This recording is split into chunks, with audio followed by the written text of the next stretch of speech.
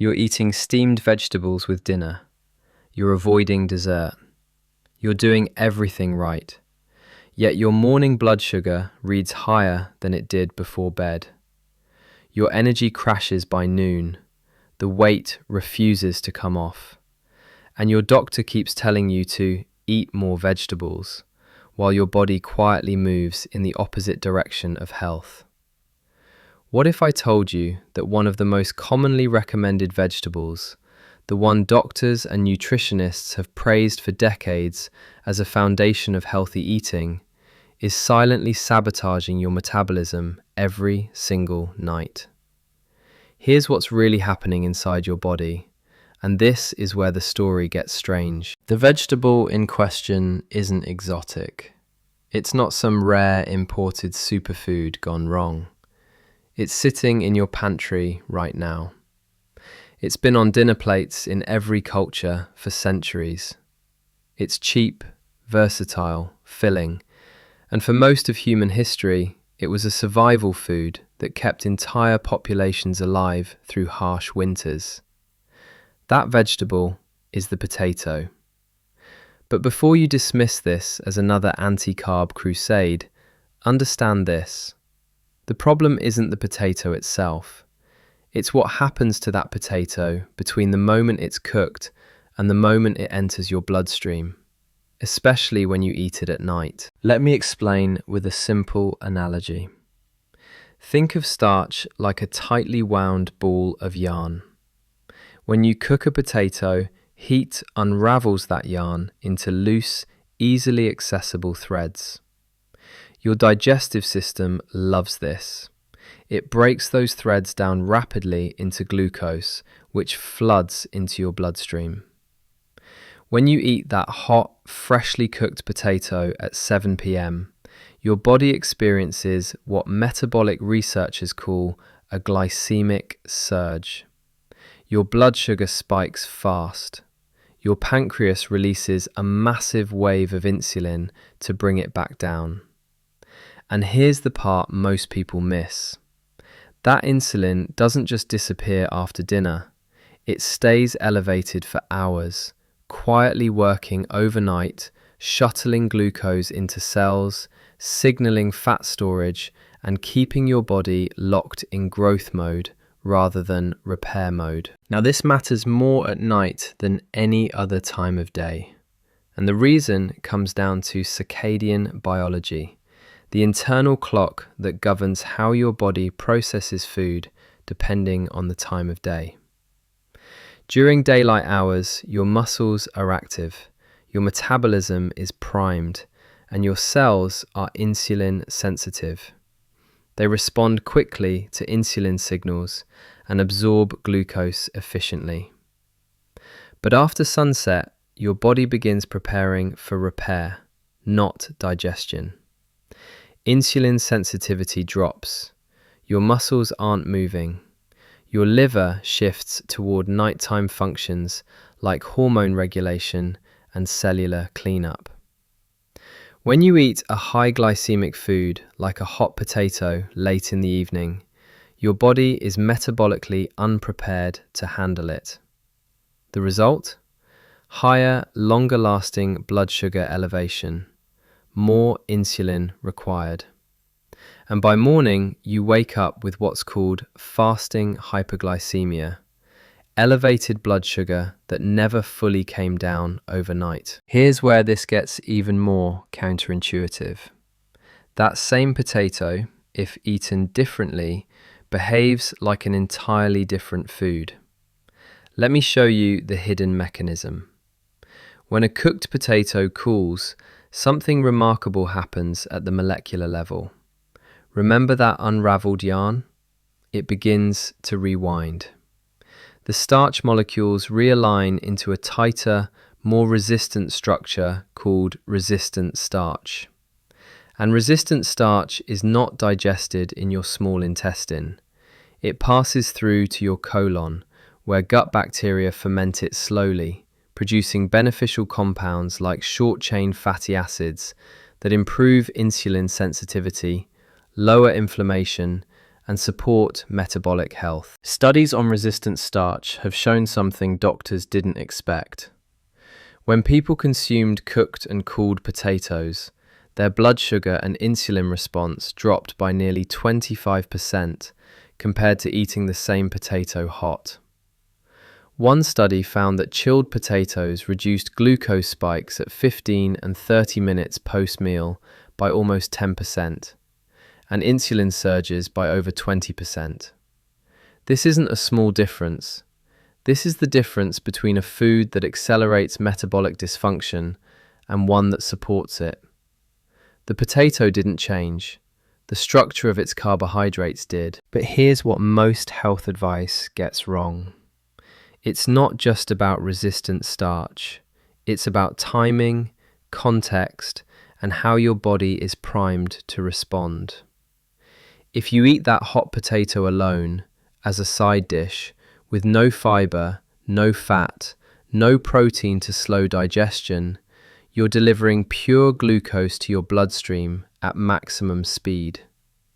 If you eat it late in the evening, when your insulin sensitivity is at its lowest, you're compounding the problem. If you do this repeatedly, night after night, your cells begin to resist insulin's signals. They've been flooded so many times that they start ignoring the message. This is how insulin resistance begins, not from one meal, from patterns, from metabolic stress repeated over months and years until your pancreas can no longer keep up and blood sugar stays elevated permanently. Now let's connect this to the bigger picture of longevity. Insulin resistance isn't just a blood sugar problem. It's a systemic aging accelerator. High insulin levels promote inflammation, oxidative stress, fat accumulation around organs, and dysfunction in nearly every biological system. It's linked to heart disease, Alzheimer's, cancer, liver disease, and accelerated cellular aging. Researchers studying the world's longest-lived populations have found something consistent. They don't have chronically elevated insulin. Their diets, whether in Okinawa, Sardinia, or Loma Linda, share a common feature. They eat foods that keep insulin low and stable most of the time. They don't snack constantly. They don't eat late. They don't consume high glycemic meals at night when their bodies are metabolically vulnerable. This insight comes from Nobel Prize-winning research on metabolism and aging. Scientists discovered that longevity isn't about eating superfoods or taking supplements. It's about activating your body's built-in repair mechanisms. And those mechanisms only turn on when insulin is low. When insulin is constantly elevated, your cells stay in growth mode. Growth is important when you're young, when you're building muscle, when you're recovering from injury. But constant growth without repair leads to cellular damage, DNA errors, dysfunctional mitochondria, and accumulated metabolic waste. The body never gets a chance to clean house. One of the most powerful repair systems in your body is called autophagy, the cellular cleanup process that recycles damaged components and keeps your cells functioning efficiently. Autophagy won the Nobel Prize in 2016 because researchers finally understood how it protects against aging, neurodegeneration, and disease. But autophagy doesn't activate when insulin is high. It activates when insulin drops and energy intake pauses. This is why meal timing matters. This is why eating late at night, especially high glycemic foods, disrupts more than just your blood sugar. It disrupts your body's ability to repair itself overnight. So here's what you need to understand about that evening potato. It's not inherently bad. Potatoes contain potassium, vitamin C, fiber in the skin, and resistant starch when prepared correctly. But when you eat a hot, starchy potato at 8 p.m., you're doing several things your body is not designed to handle well. You're spiking insulin at a time when insulin sensitivity is naturally low. You're preventing overnight autophagy, the repair process that should be cleaning your cells while you sleep. You're keeping your blood sugar elevated into the early morning hours, which is why your fasting glucose reads higher than expected.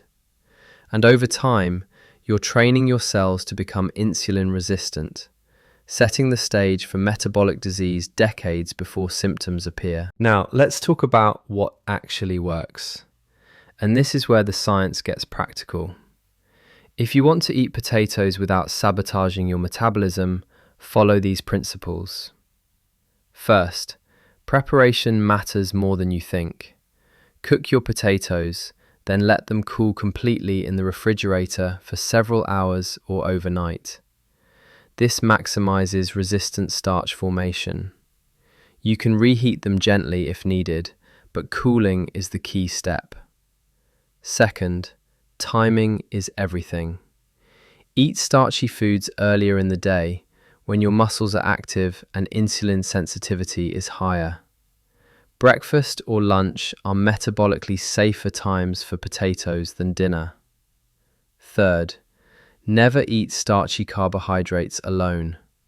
Pair them with fiber, healthy fats, and protein. Add olive oil, leafy greens, and a protein source. This slows digestion, moderates the insulin response, and keeps blood sugar stable. Fourth, respect your circadian rhythm. Stop eating at least 3 hours before bed. This gives your body time to process the meal, bring insulin down, and enter repair mode overnight. Long-lived populations don't snack after dinner. They finish eating by 7 p.m. and don't touch food again until morning. That simple pattern creates a 12 to 14 hour overnight fasting window, which is enough to activate autophagy, improve insulin sensitivity, and support metabolic health. Here's a practical example of how this looks in real life. Let's say you love potatoes and don't want to give them up. Smart. You shouldn't have to. Here's what you do. On Sunday, you bake or boil a batch of potatoes. Let them cool completely in the fridge overnight. Monday morning, you reheat a portion and have it with scrambled eggs, avocado, and spinach. Your body is insulin sensitive in the morning. Your muscles are ready to use that glucose. The protein and fat slow digestion. Your blood sugar rises gently, not explosively. You feel satisfied, energized, and you've just turned a high glycemic food into a metabolically supportive meal. Now contrast that with what most people do. They eat a hot baked potato as a side dish at 8 p.m. with butter and sour cream, but no significant protein or fiber. Their blood sugar spikes. Insulin floods the system. They go to bed 2 hours later with elevated insulin, disrupted overnight repair, and wake up with higher fasting glucose than they had the night before. Same food, completely different metabolic outcome. This is what I mean when I say longevity eating is about strategy, not restriction. Let me give you another layer to this. The problem isn't just potatoes. It's corn, white rice, instant oats, processed bread, anything with a high glycemic load eaten at the wrong time in the wrong context. These foods aren't poison, they're tools, and tools are only as good as how you use them. Used intelligently, with timing, preparation, and pairing strategies, they can fit into a longevity-focused diet. Used carelessly, eaten late, eaten alone, eaten in large portions without metabolic awareness, they accelerate the very aging process you're trying to prevent. Here's what the research shows when you look at populations with exceptional longevity. They eat real food. They eat it at consistent times. They stop eating early in the evening. They don't snack constantly. They move their bodies daily. and they create natural fasting windows that allow insulin to drop and repair mechanisms to activate. These aren't extreme interventions. These are rhythm-based eating patterns that align with how your metabolism actually works. And when you align your eating with your biology, something remarkable happens. Your body stops fighting itself. Inflammation drops, energy stabilizes, weight normalizes, blood sugar improves, and the aging process, while inevitable, slows down. Now let's address the bigger question. Why don't more doctors talk about this? Why is the standard advice still eat more vegetables without any discussion of timing, preparation, or glycemic impact? The answer is simple. Nuance doesn't fit on a prescription pad. It's easier to tell someone to avoid sugar than to explain how a potato eaten at 10 a.m. after cooling overnight behaves differently than the same potato eaten hot at 9 p.m. But this nuance is where real metabolic health lives. It's where longevity is built. Not in extremes, not in restriction, in understanding. Here's the final piece. Metabolic health is not about perfection. It's about patterns. One late night potato isn't going to destroy your health. But if you eat high glycemic foods late every single night, if you never give your body a break from elevated insulin, if you ignore circadian biology and meal timing, you are quietly, invisibly accelerating aging. And the worst part? You won't feel it for years. By the time symptoms appear, fasting glucose creeping up, energy declining, weight becoming stubborn, the damage has been accumulating silently for a decade or more. But here's the good news. Your body is adaptable.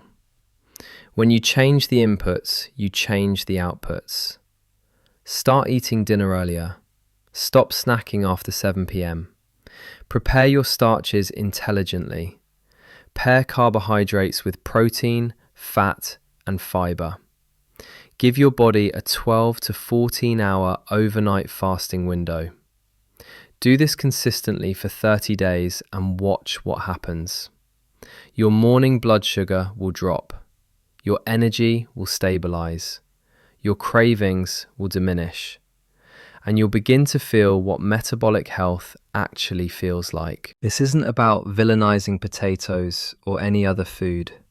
It's about understanding how your body works and eating in a way that supports long-term health, not just short-term satisfaction. The longest-lived people on Earth didn't have access to continuous glucose monitors or metabolic science, but they lived in rhythm with nature. They ate when the sun was up. They stopped when it went down. They moved daily. They ate real food prepared simply. And their bodies rewarded them with decades of vitality, sharp minds, strong bodies, and resilience against disease. You can do the same. Not by following a diet, by understanding the mechanisms, by eating strategically, by respecting your body's internal clock, and by recognizing that longevity isn't built in moments of perfection. It's built in daily patterns that align with your biology. If this kind of root cause, science-first health education resonates with you, consider subscribing. I share insights like this regularly to help you take control of your metabolic health naturally, without medications, without extremes, with knowledge that actually works. Your body is not broken. It's responding exactly as it was designed to. Give it the right signals at the right times, and it will do what it does best. Repair, adapt, thrive.